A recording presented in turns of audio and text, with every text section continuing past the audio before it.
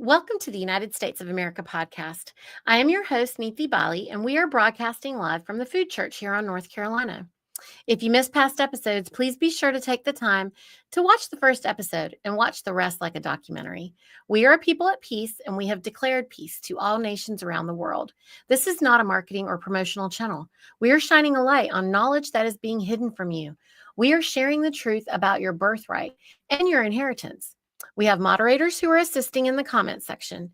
Be kind and self-govern. If you have questions, please put them in all caps and only enter them once per show. I am joined on air with Greg Clarkson, regenerative farmer and ASN on Kansas. And now I am proud to introduce you to Justice Anna Maria, who is joining us live from Alaska today. Welcome, Greg. Welcome, Anna. Hello. How are we doing? We're good. We're happy. We're excited. I loved the webinar last night. I felt very inspired. And Greg and I were, we were focusing on our 17 seconds with deliberate intention this morning, in addition to meditations, and we're having a great time. Right, Greg? Yes, absolutely. It's an exciting time. Upward and onward. Yeah, well, we've got basically a little less than a month and a half of putting up with the municipal government. And then we'll have to face the territorial government. Well, guess what? Greg has some good news. We also have some good news, Anna. We've been working on the project that we talked to you about. So, Gregory, you want to let her know what we're doing? Yeah, so I've been focusing a lot on the land and soil, which is a very fitting topic for us here. Right. I have Ron Gibson's book, on the land patents, and going through the processes that he's used, and of course listening to the various things that you've said on podcasts here lately. And one of the things that I was looking at is I'm going to start with one of my pieces of property and then move through. I got multiple pieces of property that I want to take true ownership back of. Sure. But I'm going to start with the one that I've got the affidavit or the abstract for that came into my family in 1873. But as a part of this, and much like most farmers, I'm also unincorporating myself. Mm-hmm. So that land right now is deeded into an LLC. Well, that LLC is going away because I'm completely dissolving all the incorporated entities. Right. So my key question would be, when I do a quick deed from the LLC over to me, do I put, Gregory Wayne Clarkson? And we discussed this briefly offline. Or, what is the proper way to deed that in the register of deeds world, which I realize we're going beyond that with to get to the original patent or the grant. But to start the process, I think I need to have that deeded to something other than the LLC. Well, the problem that most people run into is that the surname is claimed by the state, because in most cases, the state created or latched onto the surname back in the 1700s and has claimed an ownership interest in the surname ever since. Now, I have a rather unusual situation in that the given surname was given to me as a trademark by my great-great-great-grandfather. And so he redefined what surname meant in our case and set it up as a trademark. So, my surname does not belong to the state. My surname is a private holding as a trademark of a business. Okay, so Reisinger was a made-up name. There is a similar German name, Riesinger, which comes from people that live in the Riesingergebirge, which is one of the mountain ranges in Westphalia. But the way that my name is spelled is completely different, and it's a different name, and so it was a trademark that my grandfather just arbitrarily made up. And so one way that you can get around this is by arbitrarily making up your own trademark name. And the given name, which is the two names that your parents typically give in this particular country, which would be your first and middle name, become your actual possessions in so much as you claim them. So in your case, it would be Gregory Wayne, right? Right. Mine would be Anna Maria, if I didn't have a trademark. So anyway, you can make up your own name and grant it to yourself and record that grant. And then you don't have any more questions or problems that for purposes of doing business and all other lawful activities. The person formerly known as Gregory Wayne Clarkson shall now be, together with all appurtenances and rights and privileges, shall be conferred to, you can come up with anything. Yeah, okay. You could call yourself Moondoggy Starlight, or whatever you wanted.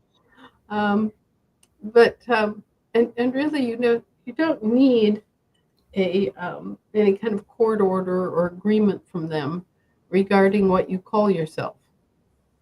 So you're just recording it and publishing it. You're just recording and publishing it together with with where you live. Okay. And this is part and parcel of changing the address to an address that you select. So, say that you're redefining your property from 4952 Morningside Lane, and you're redefining it as 2636 Thunder Mountain Ridge Road, whatever. Then you are creating separate entities that are in separate environments, right? Right. And they really don't have any way of responding to this because this is what they did. Yep. They made it up. They made it up. Yep. And you can make it up just as well as they can. Yep. So it's kind of a tit for tat situation where, if you rename yourself and the name that you use and you claim it as a trademark in international trade, there really isn't anything they can do about it. Yep. That's interesting. So can you walk us through, Anna, how we trademark it through the postal court? Well, you don't have to trademark it through any court. Okay. We just declare it and record it and publish it? Yeah. 7 years of use, and it's a trademark. Okay. So, have I used Anna Maria as a trademark for 7 years? Yep. Got it. Okay. So you didn't tell her the good news, Gregory. Well, that was just, that leads to the work that we've been doing is to stand up an LRO. And what we're doing is standing up an LRO for global publishing, global recording, global publishing for really anybody in all nation states, whoever. But my background is in IT or technology, I guess I'll say. So, I've done this in many other industries to stand up servers that are very protected and very isolated from, being attacked. So we're standing up an initial server. It's a private server on our own hardware that we control. That's in a very, very safe location. And then we'll be standing up a mirror server that gives you redundancy and diversity, physical diversity, meaning if you have a natural disaster, move through the area where you have your one, Right. You always have the other one in an alternate location that outside of a nationwide event, you would have diversity of the physical location. But we've been working on this for a while now, and we're really close. We're going to be testing it in the next couple of weeks, and our goal would be to have that available and ready to use by the end of the year. Which Now, includes that publishing piece you wanted, Anna, because you wanted the global publishing. Yep. So it will have the global publishing aspect. So now anybody from everywhere who wants to publish their notices for, and we're going to sort it by nation state. So if they want to publish their elections, if they want to publish their land, if they want to publish their trademarks, if they want to publish their paperwork. Because look, the Global Family Bank has to maintain the privacy of the individual folks, right? Mm-hmm. Because it's a bank. But we would be able to manage their documents for them if they want to, for anybody on the globe. Yeah, and segment the data to where, if you got a group of people that need certain accesses to the data, have proper segmentation, proper redundancy on saving the data, archival. This data would have to be available for an infinite amount of time, right? Right. That's what the purpose of recording is. Well, yeah, the purpose of recording is to create a permanent record, or at least as permanent as we can make it. Right. Right. As we're finding out, this role is super important, and as we're also finding out, it's not consistently available. Right. And as we're also finding out, our faith in the ability of our state record keepers to maintain permanent records may be misplaced. My attitude has always been the more the merrier. The more places that you can record your claims, the better off you are. Yes. Because it gives the redundancy so that you have the record in multiple places and multiple systems, and it also gives you a more credible record that, hey, he didn't do this just once. He didn't just say it in the newspaper. He carried through and he actually expressed his will in numerous venues. And so, for example, I think I topped off at 28 different venues that I use to secure my claims. So, having another service is all just, wonderful, because it gives people yet another venue. And each venue is a little bit different. Yes. Some things are focused more on international claims. Some are focused more on national level claims. Some venues will allow you to publish your patent claims. Others are, resistant to this for self-interested reasons. For example, the state land recording offices are not going to want to record your patent claims. Right.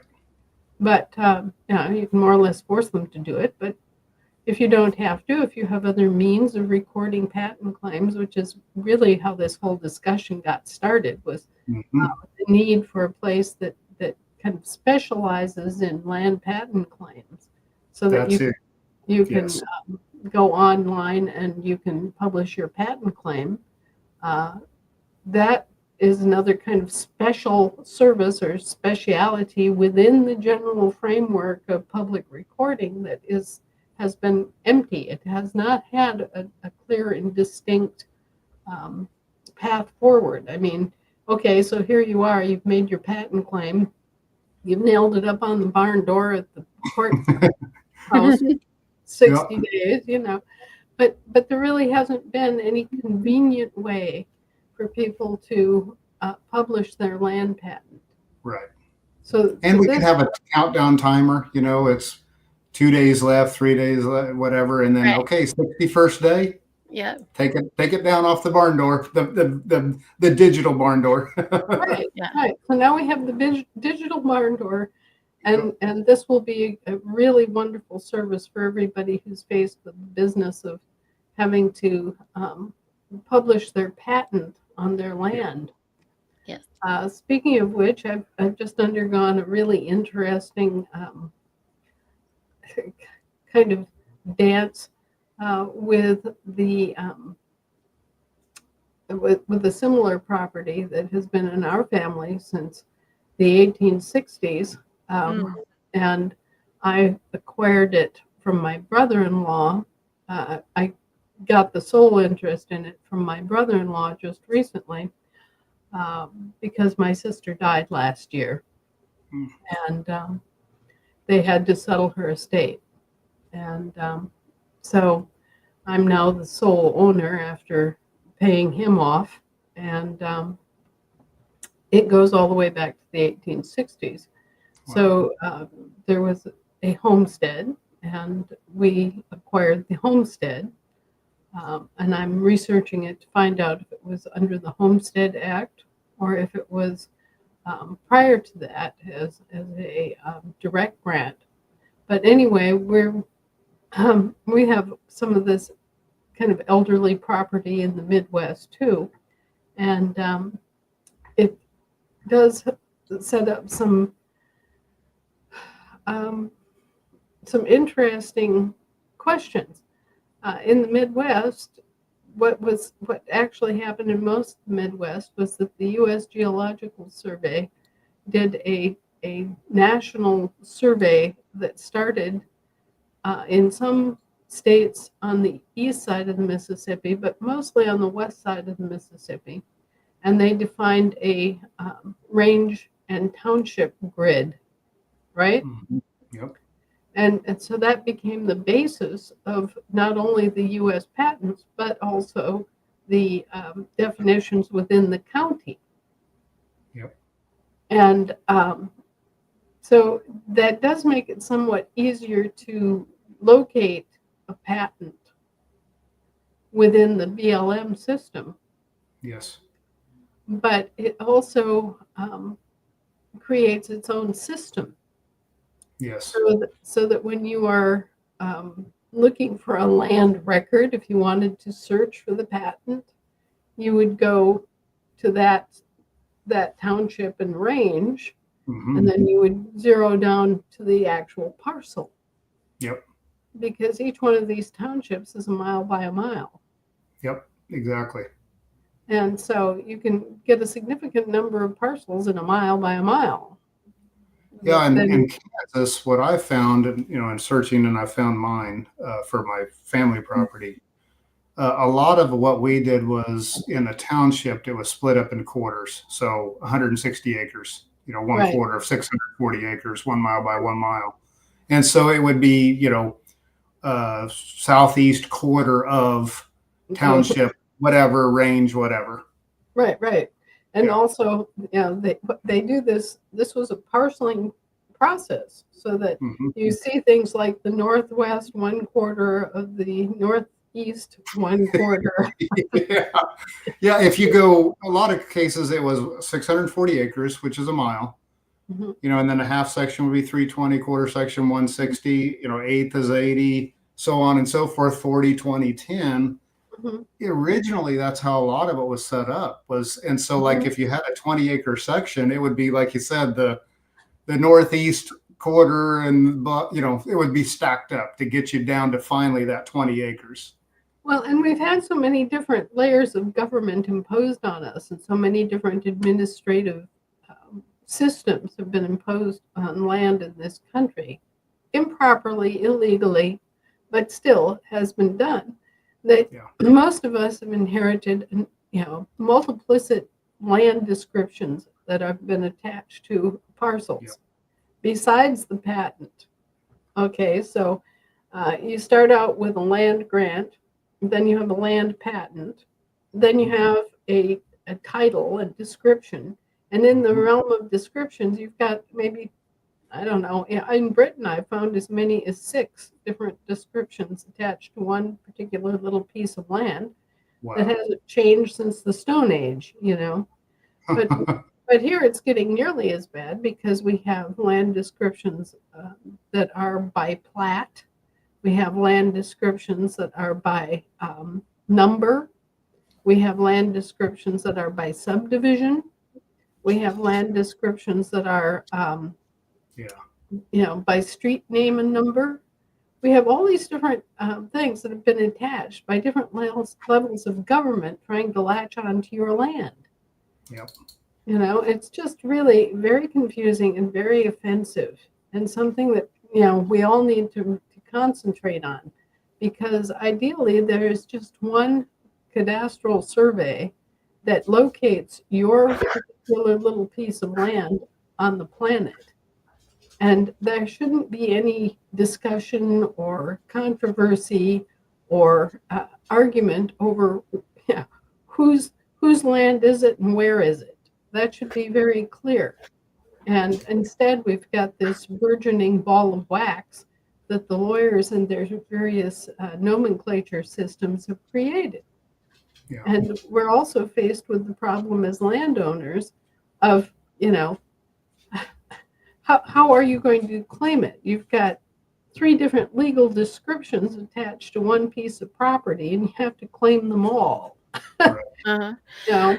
That's like on the state of North Carolina, Anna. There is a map where they have broken basically the entire state into 8 or 10 pieces that are assigned to these rando people.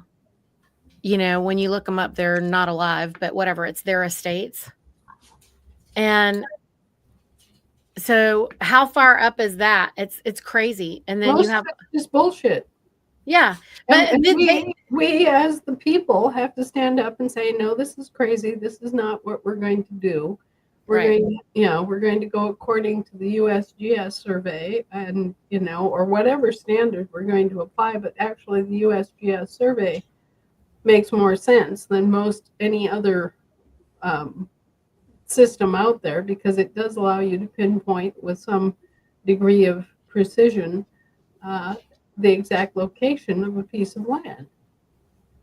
So what I find interesting with the farmland in general, I'll say here in Kansas or on Kansas, is that description that was used in the land patent still exists today. That's the system that was used, and that's mainly because this land hasn't been developed, I guess would be the best way to say it. For the most part, it's remained. Now, I'm not saying that hasn't the case in some situations, but as an example, the family land that I have is 160 acres, so it's a quarter section or a quarter of that township. The description that's in the patent that I was able to, obtain is exactly the description that I guess the county would still refer to it as, which I find really interesting. But one of the things that I was noticing is, there's multiple ways this land was granted. And in this particular case, this land was granted based on an act of Congress approved on March 3rd, 1855. And this was an act in addition to certain acts granting bounty land to certain officers and soldiers who had been engaged in the military service of the United States. So our particular land was for a private captain that served in the War of 1812. Mm-hmm. Yeah. Which I think is the last real war. It is, yes. Yeah. So, and then there's some other land that I found that would have been 1862 Act of Congress, and that was for the colleges. The land grants. I can't remember exactly what they called them. Land grant universities. Yeah. Yeah, university and college grants. So it's really interesting to start to dig into this. And I'm in Kansas, so we're kind of obviously in the middle. The East Coast would have much, much more layers because of the age of the descriptions of the properties. And then the West Coast, of course, we know some of those states weren't even ratified until 2020 or or whenever that happened. October 1st. Yeah, October 1st, 2020. So Niti and I had an interesting conversation about Kansas. So Kansas became a state on January 29th, 1861. So Right my in the middle of assumption, the Civil War. exactly right in the middle of it, and I don't know the answer and I want to research it, but was it properly ratified? I would assume no. It Okay. was a Western state.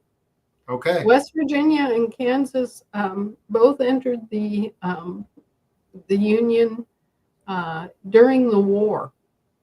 Yeah. And there was no sitting land jurisdiction government at that point to welcome them and enroll them officially as states of the Union. Okay. So they remained what I call states in waiting until we reopened the government and brought everything back into session in 2020. And believe me, the Queen had a real red butt over that. She was not happy with us one iota, because it took millions of acres of land off the table and settled an issue that had been a real ripe issue for the Brits since the beginning, which was their claim of our territorial land as their land.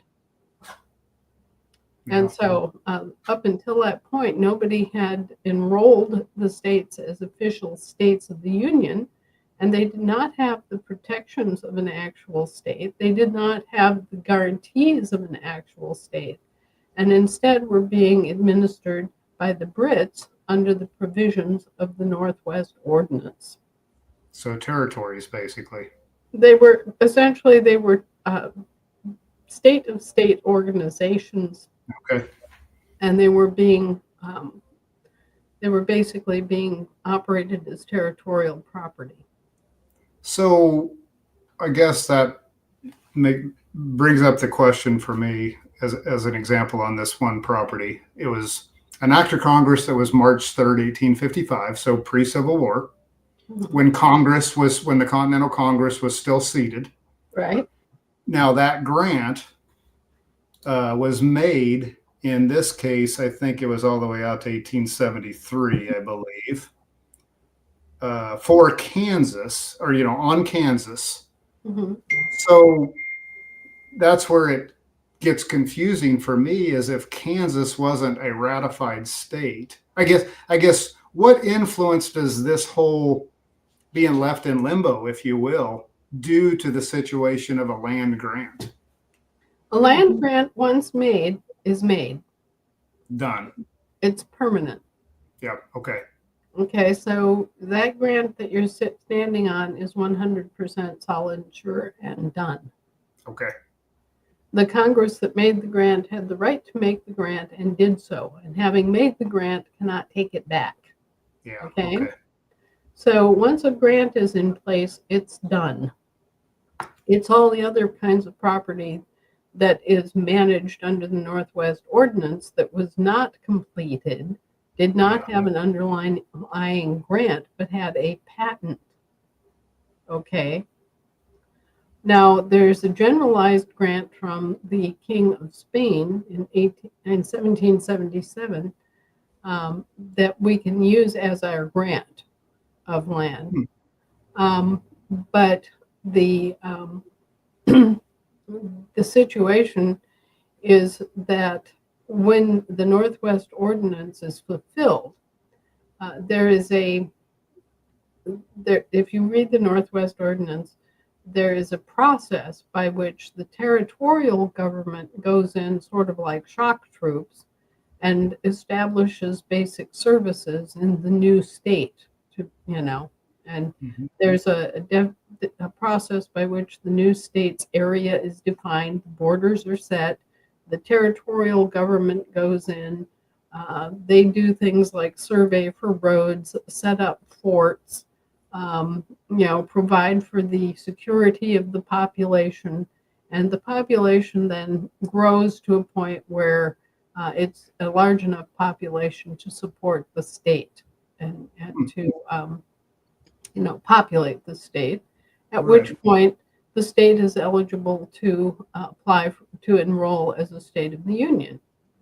And of course, in the case of the Western states formed since the Civil War or during the Civil War, arrived at that position a long time ago, and most of them entered what is called territorial statehood long ago on a specific date, and it's published that they, became the state of whatever at such and such a date. But they're not really states. In order to be a state of the Union, you have to be enrolled as a state of the Union and accepted by the other states that are members already. And Okay. so that's exactly what we did once we had the states in session, was to pose the question whether, to enroll all the states of states, all the territorial states that had been created. And the unanimous answer was yes. And so our eastern seaboard states, like Niti's North Carolina,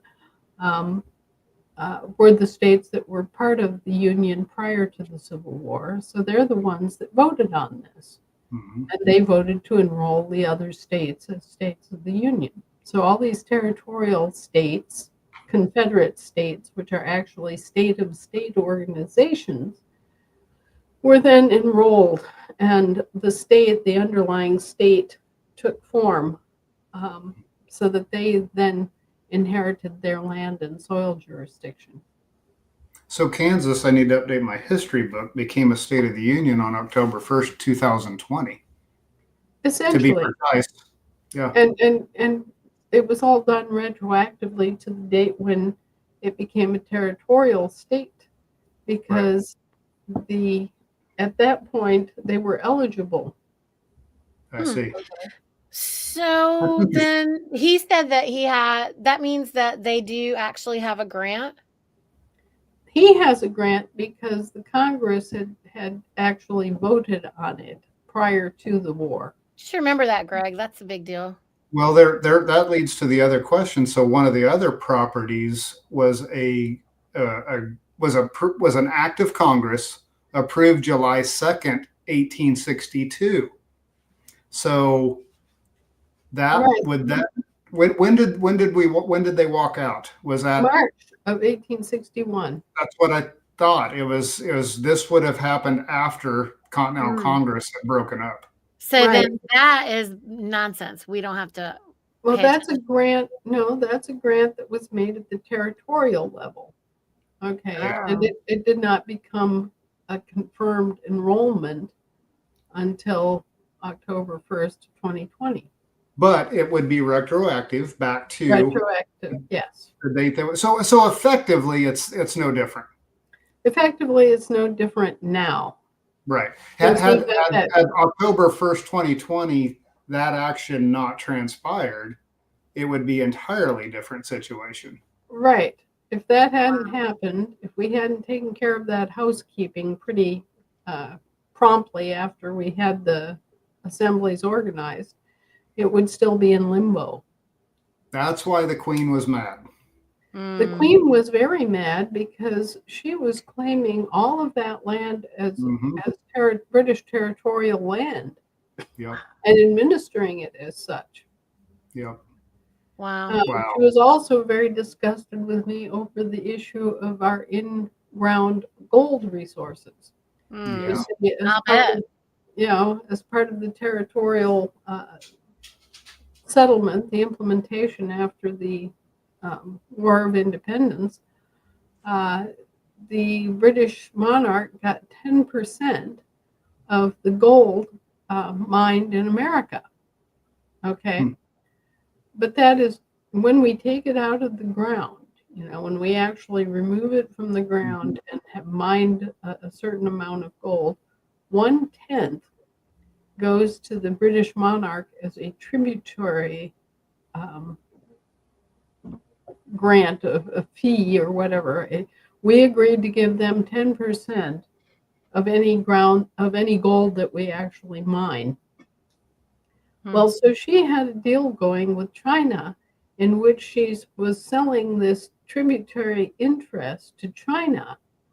And then China figured that they could just come in here and start mining the western states for gold and could extract that from us. And keep 100% of it, I'm sure. Right, Yeah. because they were trying to collect on a debt that the corporation owes them, and they just said, "Oh, okay, we can just go get it," right? Well, they thought they could. And we raised our hands and said, wait a minute. That means that tributary gold is gold that's owed upon us mining it. It gives the British monarch, 1/10 interest in it. However, it does not give the British monarch permission to move as much as a centimeter of our ground to get it. And so I used the argument of Portia and the Merchant of Venice to put a stop to the sale of the tributary interest to China. And the Queen didn't like that either. But, tough titties. Yeah. We couldn't have the Chinese coming in here and basically strip mining the West Coast for gold. No. Right. Is this a good stopping point? Because we need to move to questions. Yeah, no, this has been very interesting. Thank you for the insight. Yeah, this is fantastic, Anna. Thank you so much. We got some great questions here though. And so on the subject of land, let's move on over here. So supposedly the de facto can only sell or auction the easement, but if easements are taken back via patent update, how is this possible?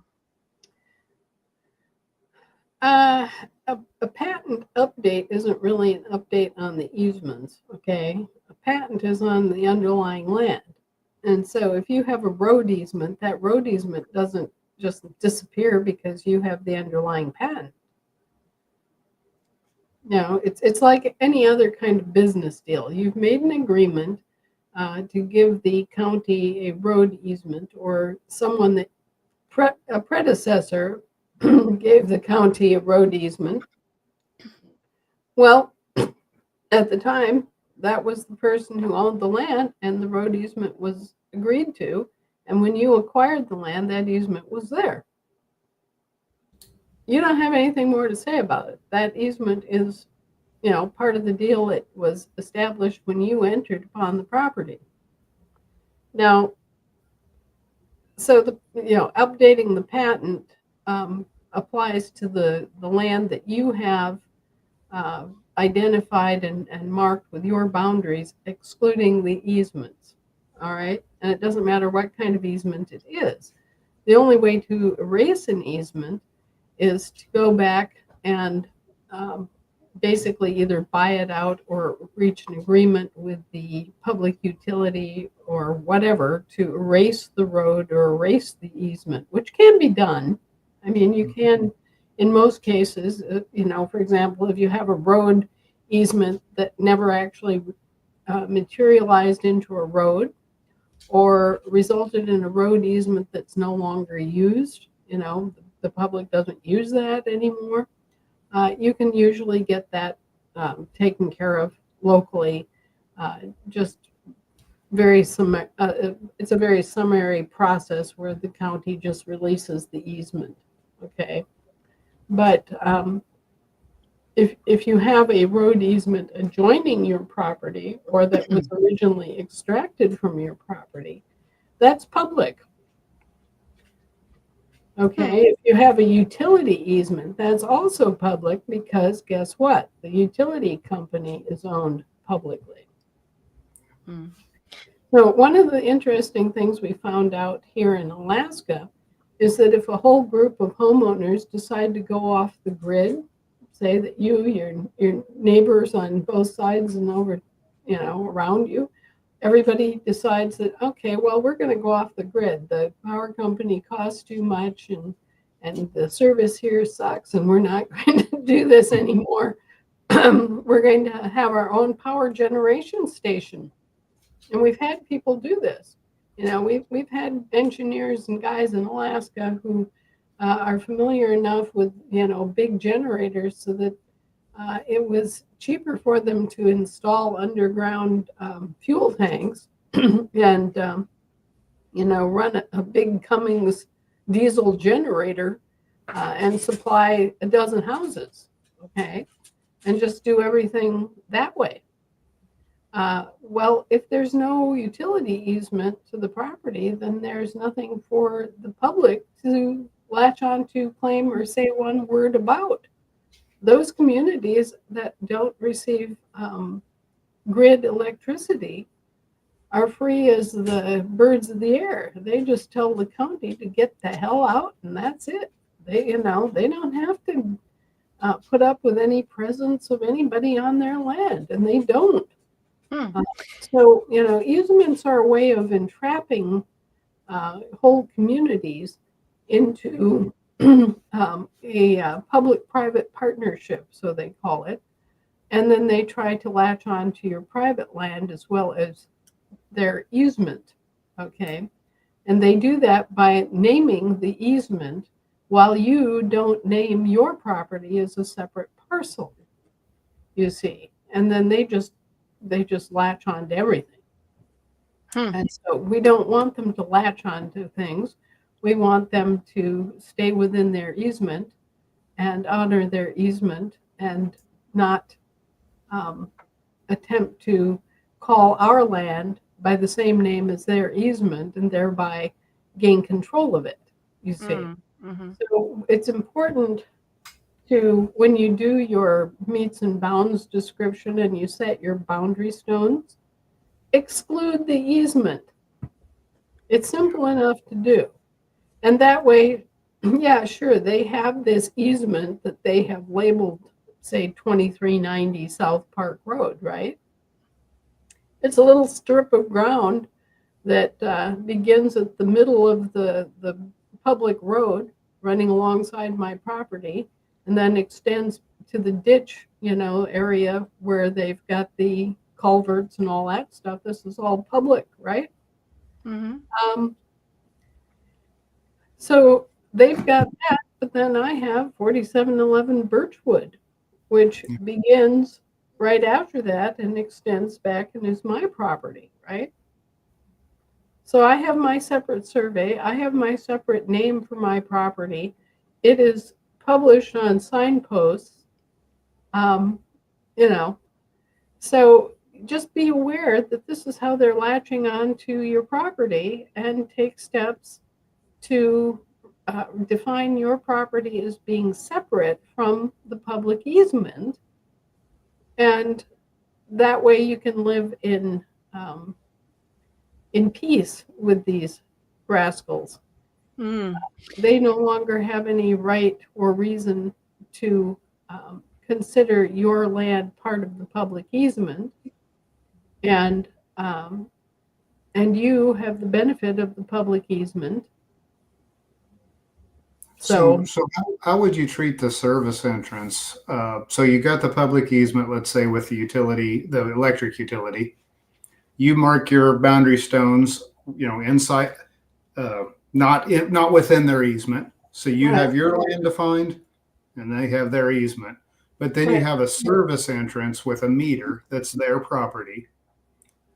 Maybe on your house. In a lot of cases, people do on the house. In my case, on my farm, it's just off the easement. So I could easily go around that and say, okay, that's yours. But in the case of that meter being on somebody's house, is that considered part of the public easement, or is that just considered the utility's property coming from the easement?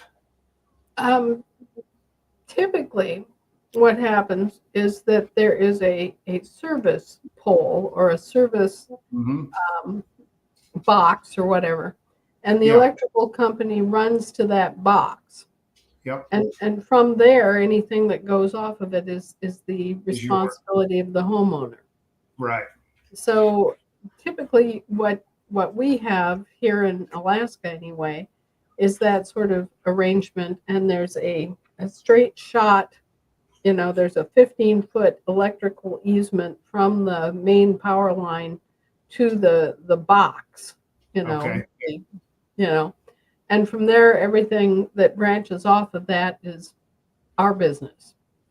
So that might be something for people to consider, because I've done that both ways, like you just described, where I put my service entrance, if you is what I call it, where you got your meter and then you got your distribution panel. I've put that not located on my house. I've put that located away so that I have a defined Corridor. path, corridor. Yeah. Yeah. That's something I think people should consider. Oh, absolutely. And Yeah. Same for like internet, right? Because this is what we wanted to ask you also, Anna. Yeah, that does bring It's up about the other. hardwiring the internet, because we don't want the Wi-Fi. And But is internet public utility? That's offered by private companies now. right, that's a service. It's kind of piggybacked on. You have to have electrical service in order to have Wi-Fi service in most locations. Right. But yeah, it's kind of a piggyback. It's not it's Wi-Fi is not a public utility, even though it's using the public airwaves. Yeah, right. Licensed but for spectrum. the hard lines that are coming in onto the Like property. fiber. DSL and cyber optics. No, I don't think that they are. The way to find out is to see if they're being administered by the Public Utilities Commission in your state. Oh, that's a good idea. Yeah. Okay. Okay. That was a question that we had. Okay. So for medical, because it's taking so long to access our account, should we use a 1099-A to pay with if they don't bill us? If they don't bill you, just don't pay it. That's what look. We've gone over this before. You can't pay a bill in this country because they've left you with nothing to pay with.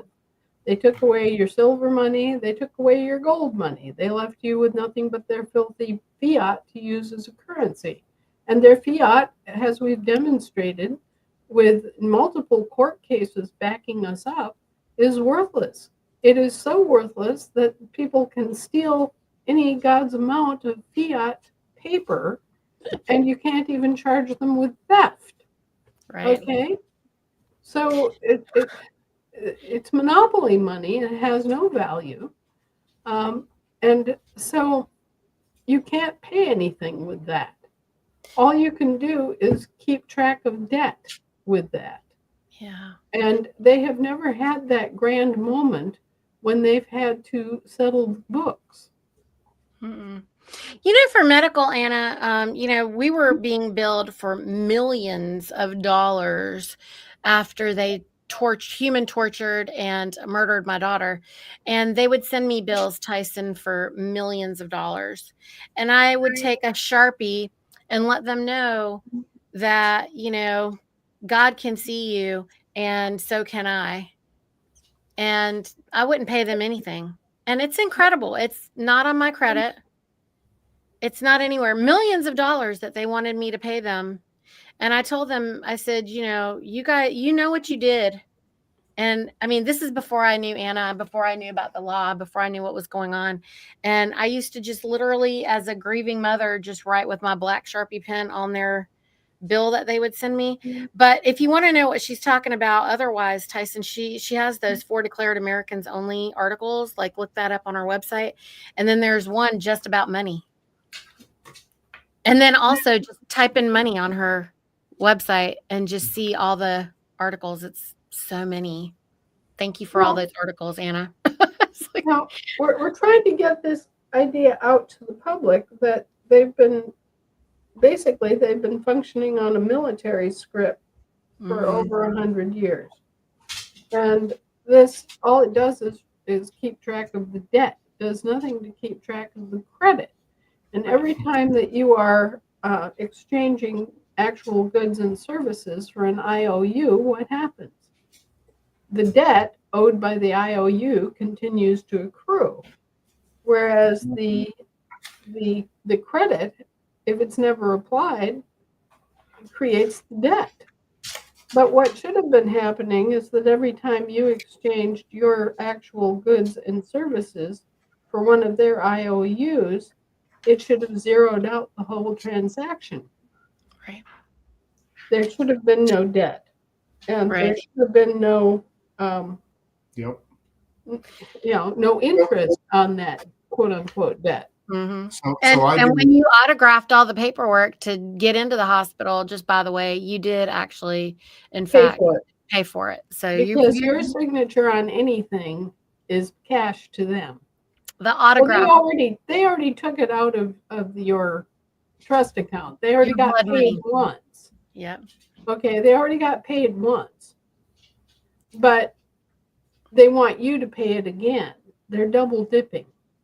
Mm-hmm. So the Okay. goods and services is an interesting discussion, and I like how you put it. So if I can repeat it back maybe in a simple way, I go dig a ditch for you, and Right. you pay me in this.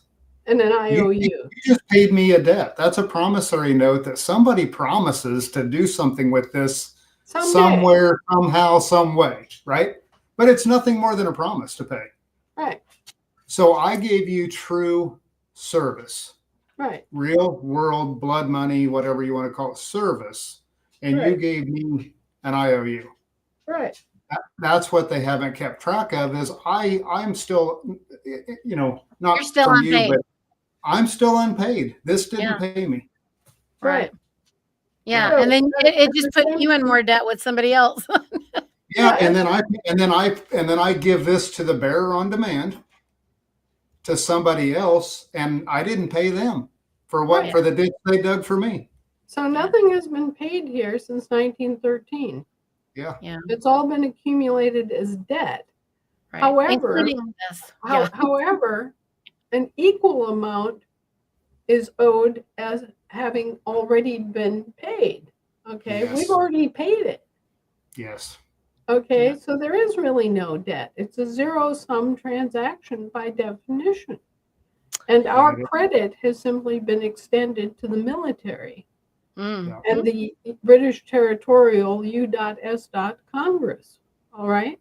So they've been kind of strong arm forcing us to extend our credit to them. And they've been keeping track of this quote unquote national debt, which actually doesn't exist Mhm. because it's already been paid by us. Yep. And what they've been, it's basically a bookkeeping swindle. Two books, the credit books and the debt books. And they Yes. just The credit should have canceled out the debt Mhm. at the time it was done. Okay, every time that we take part in this transaction where, okay, you go to the grocery store, you buy somebody else's produce, right? You Mhm. buy a sack of radishes. Well, who actually contributed the radishes? The farmer who grew them, right? Mhm. So the farmer hasn't been paid for his radishes. No. And when you go through the checkout line, you don't pay for the radishes. All that's being accumulated is this outrageous debt. There's never any bringing together of the debt and the credit to cancel the debt. Right. And so this is a bookkeeping swindle. Because the farmer has never been paid. So we're working on that. So Anna, I'm sorry, Greg. Well, no, I was just going to kind of follow that just one step further. So if I dug your ditch for you and you gave me this, and this is one from Paul, by the way, the dividable silver coins, but you gave this to me, then that transaction was done at that point. I provided a service to you and you paid me in sound money. Done. We exchanged something of equitable value. Yeah, for consideration of digging your ditch. Right. You provided this. Right. Yep. Well, and that's why whenever you do a real estate transaction and you regain title to a piece of land, yep. Then this is what we wanted to talk about. Then you also have to exchange something of substance in order for the sale to be finalized. And so that's why it's important when you read these real estate contracts and it says, in consideration of $10 paid in hand and other good and considerable, Mhm. you know, equitable considerations, we're transferring this title. Okay, so you bought the title. You now own the title to the land that, you've paid the British territorial that was holding that land for their title, right? So now The you own the description. title. See? So this is what me and Greg were discussing. So Greg wanted to know what it was that you got for it. Greg, that's what you got because your autograph, your AU, which means gold on the periodic table, AU gold, Mhm. autograph, gold to graph. Your Okay. autograph paid them, and then Anna's saying give them this 10 pieces of silver because that's paying them for their title, and boom, the administrative part is done now. No, what I'm saying Oh. is you already paid them for their title in the form that they demanded, which was the FRNs. Oh. Okay. That's their system. That's what they wanted. That's what you gave them. But now Okay. you have to provide something of substance in order to claim something of substance. I gotcha. It's the law of kinds. Their It doesn't title is have to be nothing but paper, right? right. So you paid paper. Paper for paper. Right. You exchanged paper for paper. Okay. Okay, so that part of it's done. But now, in order to actually own the physical land, you have to provide them with something physical. And in essence, you're buying the land for $10 of silver or $1. Well, it doesn't matter, but there has to be this exchange of substance for substance. But it could be yak hides. It could be whatever the agreed upon substance Right. It could is, be right? you could pay them in corn. You could pay Yeah, them in, exactly. you could give them a steer. And as long as it was substance for substance, then you've completed the transaction.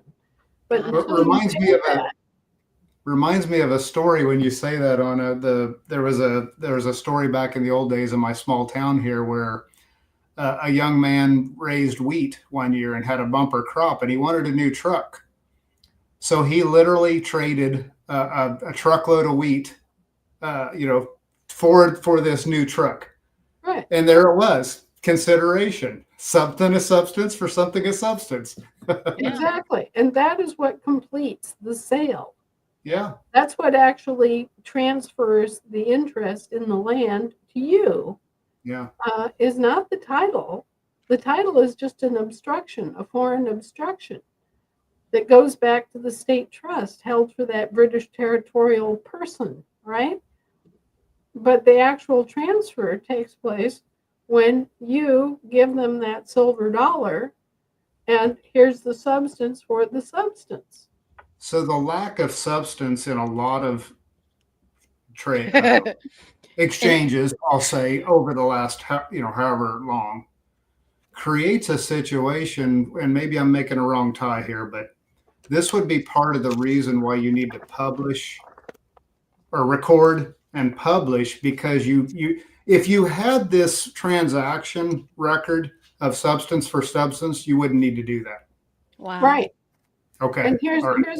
here's the rest of the story. Most of these real estate contracts are written with that queer little codicil in there, in consideration of $10 paid in hand, Yep. and other good and considerable exchange. Okay, what happens? Well, Americans being Americans and being kind of silly about these things, they sign this paperwork, but then they never actually give the other party the $10. And the other party doesn't expect it in most cases. And everybody kind of bypasses that, and so the land never actually changes hands. Yeah. Yeah. So all these transactions have gone back and forth and back and forth and back and forth, but until you get back to a transaction where there was actual exchange and not just a glossing over, then anybody who's in that chain can raise their hand and say, "Hey, I didn't get $10. Where's my silver dollars? I didn't get $10 when I sold that property. The transaction was never completed." So that's why you make That's it why public. And that's why you have to act that, well, that's one of the reasons they can't guarantee any title that was ever issued in this country. But the underlying right of the reason is that they don't prove that the person that is in receipt of the title is a British territorial or acting as a British territorial. And that's the additional reason that there's no such thing as title insurance that will hold water. You may have a title company that will act as an insurance agent and pay you money, but you don't have the land. Right. Okay, so at each juncture, these representations that are being made to you are false. Yeah. Okay, or you have reason to consider them false. Now, in my case, with my land, our family has owned it since before the Civil War. Mm-hmm. All right, so we know Yep. the provenance. We know that it was owned rightly by Americans. We know that all this other crap was just crap. Yep. But oftentimes when you buy a piece of land, you don't know who owned it. You don't know if they were British or if they were American. You don't know if they were Slavovian. They're just a name, on a chain of title. Okay, so you have this chain of title document going all the way back to somebody, maybe 100 years ago. What you do is you subsume that whole chain of title when you acquire it. Okay, so now you hold the chain of title going all the way back to the patent and to the grant. Okay? Mm-hmm. What do? You make sure that you honor whatever your agreement says, and you actually pay the $10 in silver, or you actually pay the $1 in silver, whatever the contract stipulates. You actually give it to that person, and you have a little agreement, the bill of sale, that you acquired the right title and interest. I like that. So in the case of the family property, I have the abstract. I know how long my family's had it. I know who had that before that, and who got it from the grant. Right. So I have the whole chain. The only people living in this whole situation is my mom and my two aunts who I acquired the property from. Mm-hmm. I could literally go back to them and make a simple agreement that says, hey, you know what? We missed something here. I need to pay each of you 10 silver dollars and write up a bill of sale. They autograph it. I autograph it. I wouldn't need to publish. You wouldn't need to, but it would certainly make I probably would. Yeah, exactly. I would anyway, but it would remove the need to publish in that case because right, and you have it in your hand. You have it in your hand and you know who owned it. Yeah.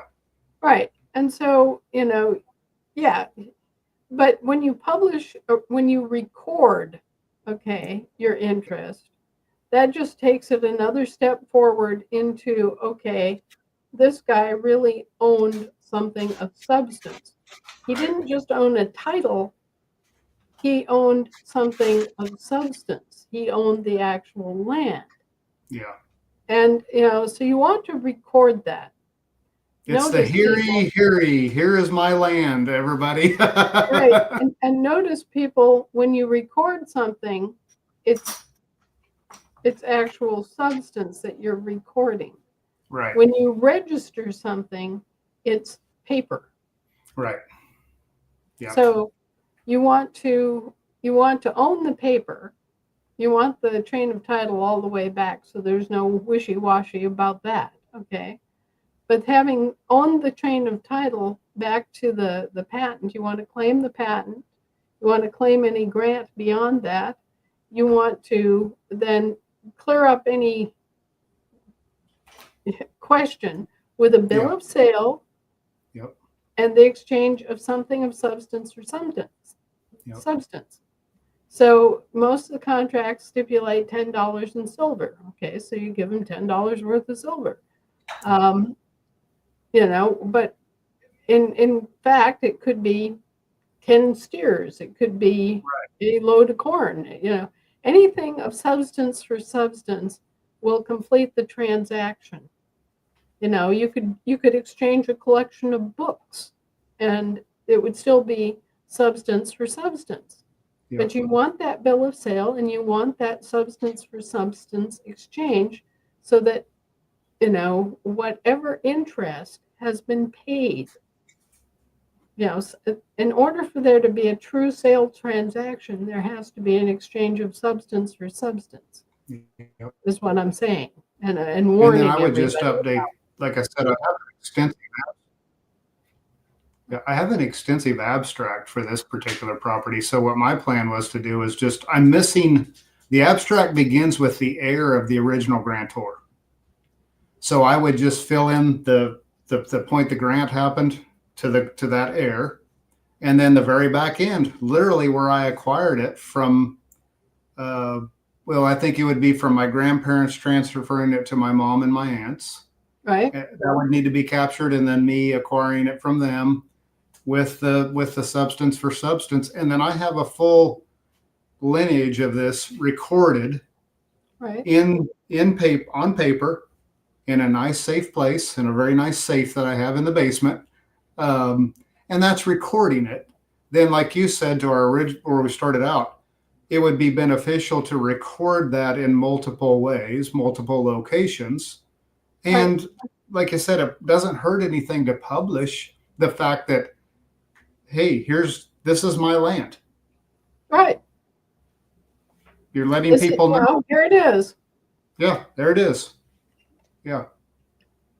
So they pull all sorts of crap with all these titles and probate of all these foreign phony estates. Okay, they pull all sorts of nonsense, but at the end of the day, there's going to have to be a settlement, not only of the debt, but of the ownership interest, and it's not going to belong to the monarch. Okay, and it's not going to belong to the Pope or China. Okay, or China. No. I want all my interest paid back to me that they owe me for this land that they used as collateral, right? Right. Or what about here on how China's raping North Carolina? Like, why don't we say something about that too? Well, most of the Chinese companies back out when they realize that they can't actually own land in this country. Right. Why is this shocking news for them? Yeah. I just tell them that. You can't actually own land in this country. No. It's not possible. And I think that's the biggest sales point, if you will, I'll say it that way, to the farmers is, look, folks, you can't own your land right now as you stand. You can only own that if you become a declared American. Then you can truly own it. And to me, that's the most powerful, one of the most powerful things we need to be doing right now is claiming our land. Absolutely. Bringing everybody home and claiming our land. Yep. Well, and at some point, there will be systemic answers for this. Now, in January, we're going to attend a settlement conference. And at that point, we'll be settling out all of these 5,000 plus private trusts that they thought were abandoned. Okay, so we're going to go back in and reclaim all of those trusts for the actual heirs.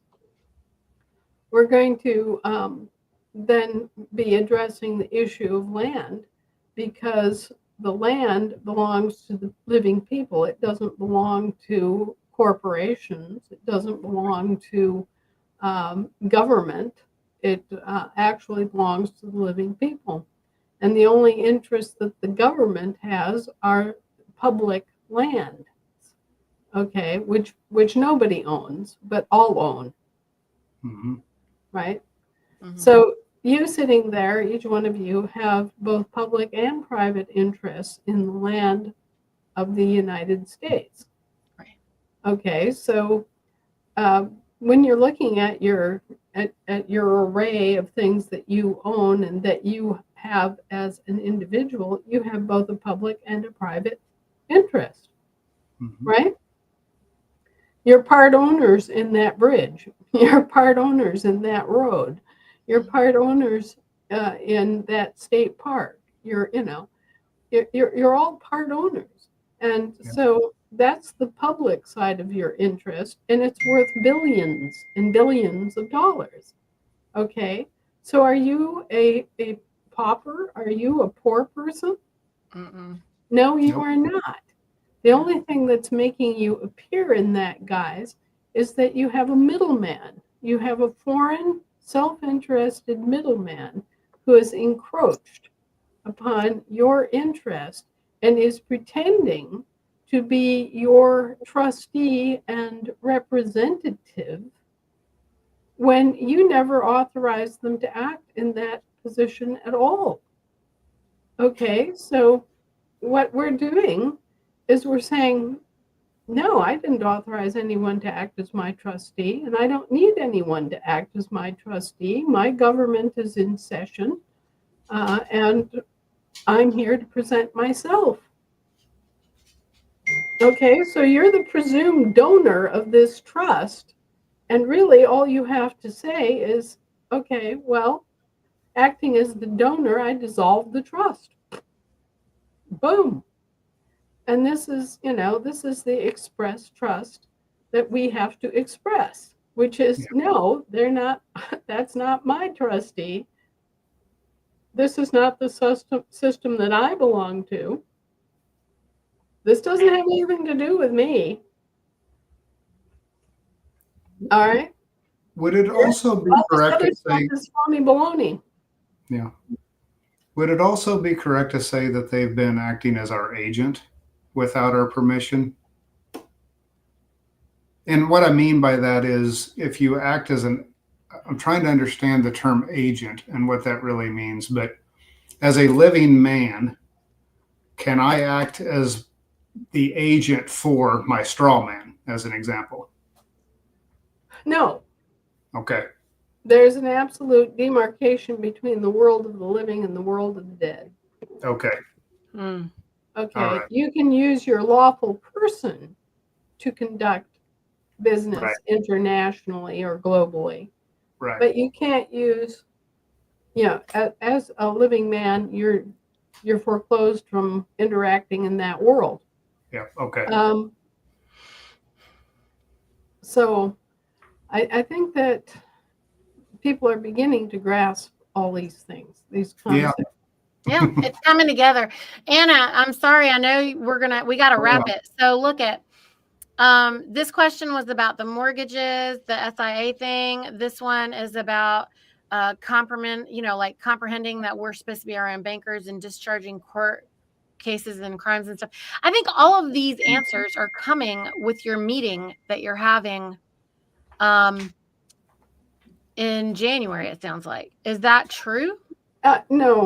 No. Okay. We're still going to have to muddle through and handle our own individual business transactions. We're all going to have to continue to fight with this organized crime syndicate that has interposed itself as a middleman. But what I'm talking about is the difference between me settling my affairs and me recording my land interest and my patent versus everybody's patent being recognized. Mm-hmm. And only the foreigners being accepted. See, so your systemic meeting on the systemic level, friends. So Anna's going to have a conversation about the bigger picture. You're right. So correct. Why should we all be assumed to be British territorial citizens? Right. We shouldn't. Nope. So Billy has a good question. He says, has the IT team established connectivity for global? A few days ago, it sounded like they were very close. What we have decided to do is to adopt a decentralized exchange system. Mm-hmm. Okay. So we're not working with BRICS. We're not working with SWIFT. All right. So that kind of connectivity we don't want because those systems are bogus and they will collapse. I mean, they are going to be subject to all sorts of nonsense. we're talking, they're going to have 80 million statutes, rules, and regulations attached to them. What we want is just a pure, clean, transparent system whereby we can exchange goods and services. Because we're not here to cheat anybody. We're not using IOUs, okay? And there's really no question of whether you get paid or whether you don't, because you get paid on the spot, right? Right. So we're going to a decentralized banking system, and it's a blockchain system that is instantly recorded. So there really aren't there's no way to weasel around. It's basically a ledger. Right. It's immutable. Ledger, money comes in, money goes out, and that's that. It's very simple. Yep. And so then that's what we're doing. Yep. And then this other quick question is, when we're doing the vendor sign up on GFG, which is our unincorporated, do we use our unincorporated American trade name, or how about a DBA, or how should we do that? Back to talking about the names. It's your unincorporated business name, whatever that is. Yeah. Right. So All right. you just sign up as a vendor and you get paid in gold. I assume first come, first serve on the name too. Yeah. Yeah. Yep. Right. Very good. Well, guys, I gotta go. Yep. Okay. Thank you so much, guys. We'll see you next Tuesday. Have a good week. Take care, guys.